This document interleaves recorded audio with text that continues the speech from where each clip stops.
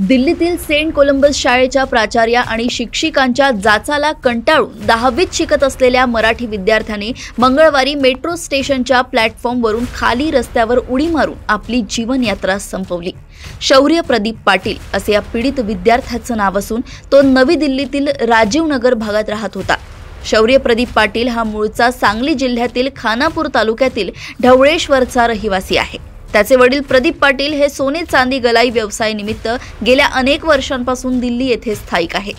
शौर्यचे वडील प्रदीप पाटील म्हणाले की गेल्या 7-8 महिन्यांपासून तो सांगत होता की तिथले टीचर्स मला त्रास देत आहेत। 4 दिवसांपूर्वी एका शिक्षकाने त्याला सांगितले की तुला आम्ही टीसी देऊ, तेव्हापासून तो निराश असावा। यानंतर आत्महत्येच्या दिवशी एका कार्यक्रमात तो पाय घसरून पडला। त्यावेळी शिक्षकांनी आरोप लावला की तू पाय घसरून पडला नाही तर मुद्दाम पडला आहेस। तेव्हा तो खूप रडत होता, पण शिक्षकांनी त्याला म्हटलं की तुझा ड्रामा बंद कर। यावेळी मुख्याध्यापिका देखील तिथेच होत्या, पण त्यांनी देखील काहीच केलं नाही असा आरोप या मुलाच्या वडिलांनी केलाय।